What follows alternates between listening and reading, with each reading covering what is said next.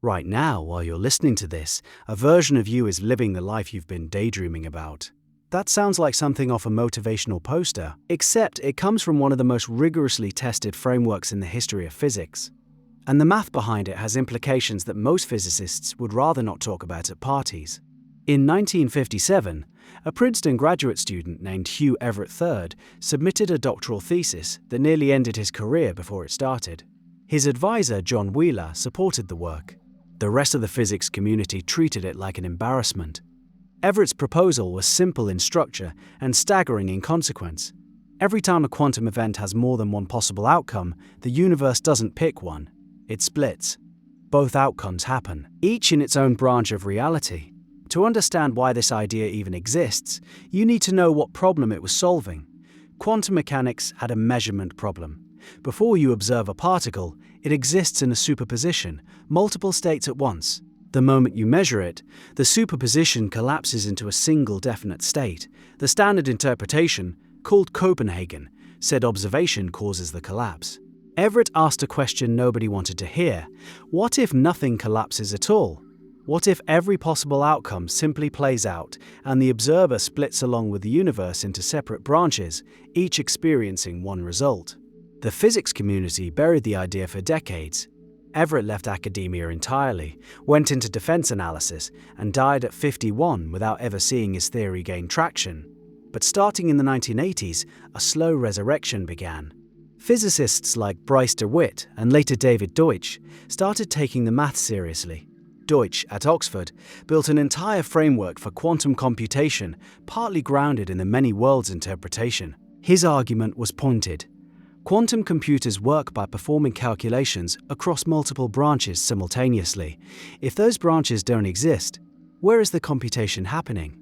That question still hangs in the air, and it leads somewhere uncomfortable. If the many worlds interpretation holds, and a growing number of physicists think it does, then every decision point, every quantum event, has generated a branch. The sheer number of these branches is beyond language.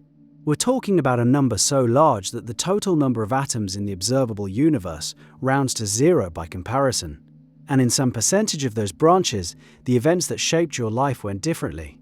The job you didn't get, someone else didn't get it either, in another branch. You got it.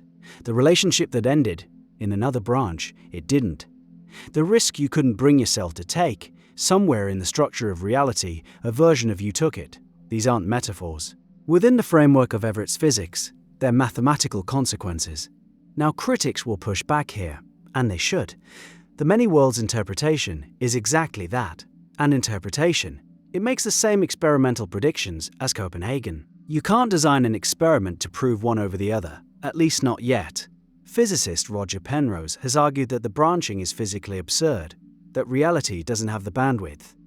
And some researchers in quantum decoherence theory suggest the branches, even if real, become permanently isolated from each other within fractions of a second. You could never visit one. You could never confirm it.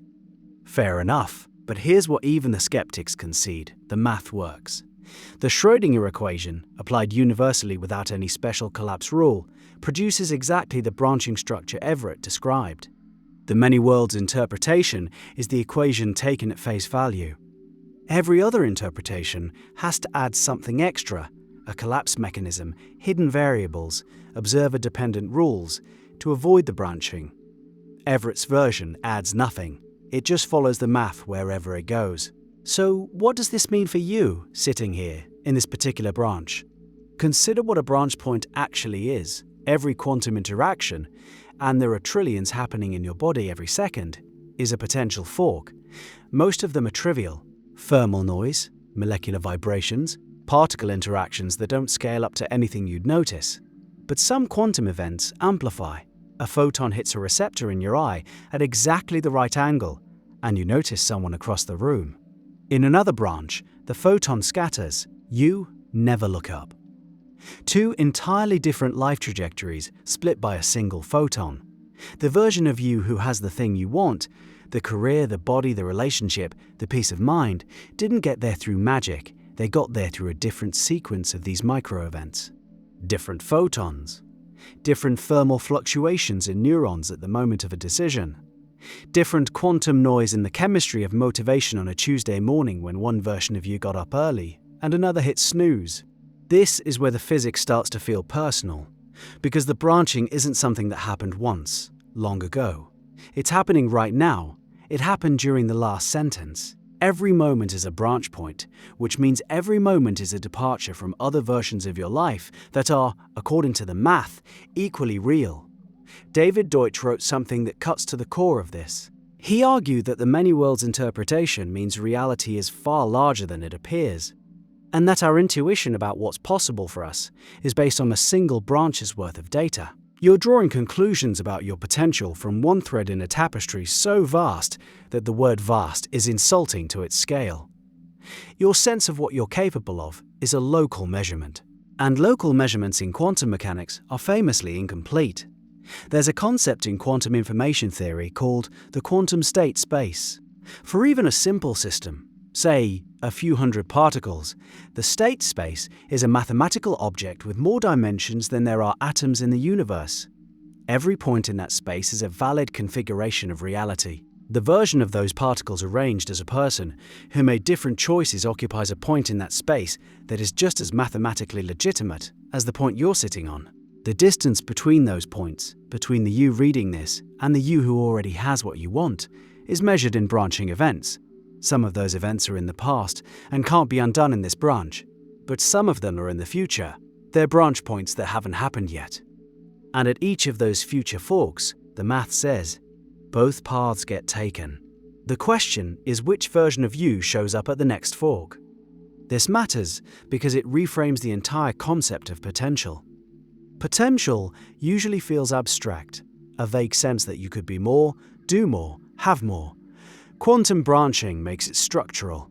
The other versions of your life have the same ontological status as this one. They're built from the same equations, governed by the same laws. The you who already succeeded didn't access a different universe with different rules. They exist in a branch where a specific sequence of events, many of them tiny, some of them enormous, went a particular way. You can't control quantum noise. You can't choose which branch you land in after a photon scatters. But you can choose the macro-scale actions that put you at different branch points entirely. Moving to a new city, starting the project, having the conversation you've been avoiding. These are macro events that rearrange which quantum forks you encounter next. And here's where Everett's thesis loops back on itself in a way that would have made him smile. The theory says every path is taken.